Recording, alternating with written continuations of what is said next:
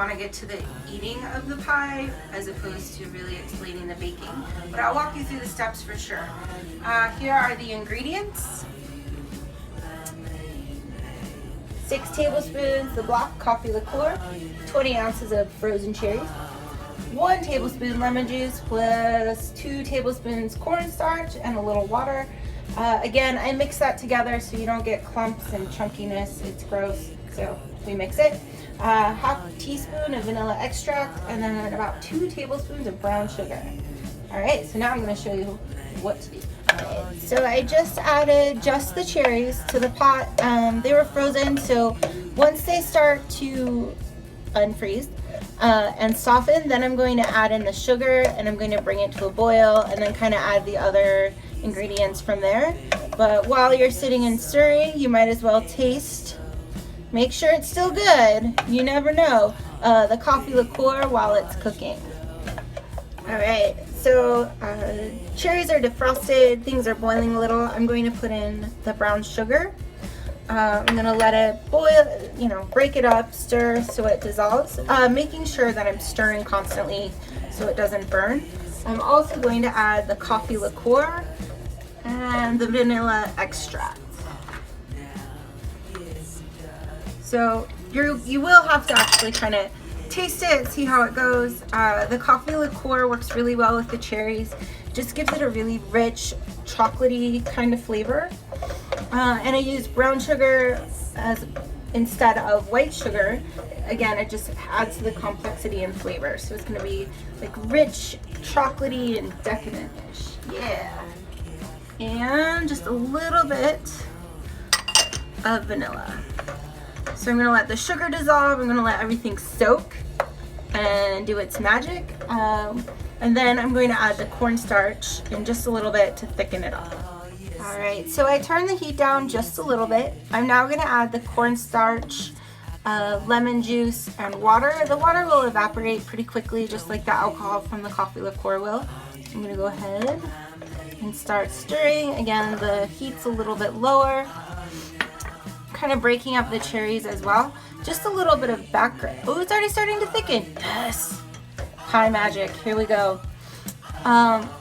Just so you know, my now husband and I won a red ribbon in a very prestigious, just kidding, it was the Wheat Ridge Carnation Festival pie competition, but we took 2nd place. So this pie is very special to us. It's really exciting. You definitely just want to make it for your loved ones, for everyone to share.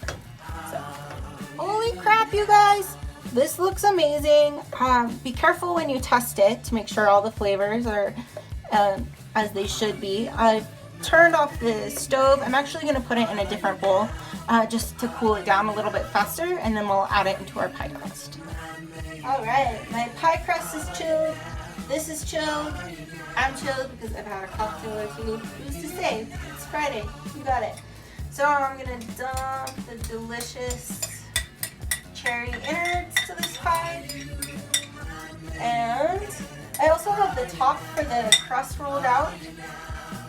I'm going to seal the top of the crust to the bottom of the crust using just a little bit of warm water around the edge.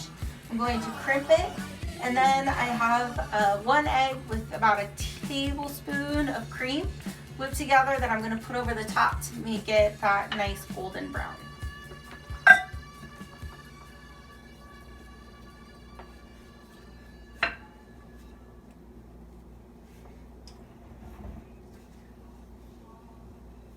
You can do any pattern over the top that you want. My go-to for the cherry pie is kind of this hole-ish pattern. It's just pretty fun. Yes! Holy crap! Are you guys excited for this pie? I'm excited for this pie. I just dusted it with a little bit of coffee, cinnamon, sugar mixture because I'm actually out of regular sugar. You can crimp it and design the edges however you want. It doesn't matter. It's going to taste so good that if it doesn't look that great, you're still going to win. Don't worry. I'm going to put it in the oven for 10 minutes at 400 degrees, and then I'm going to put it to drop the temperature to 350. Yep, I'm getting the nod, that's true. For another 20 minutes or so. But when it's bubbling on the outside, it's done, just so you guys know. So we'll see you after the jump, the break, the bake time. We'll be back. All right, you guys. I don't know if you're excited as I am. I'm just like, you know, wielding this knife around out of excitement. This is the finished pie. You can use the pie crust with the vodka that makes it extra flaky, like I showed you in previous videos, because I know you are devoted followers and you will do nothing other than what I say. Or you can use any other variation of a pie crust. We are going to enjoy this very soon. It happens to be a good friend's birthday, so we're going to wait to cut into it.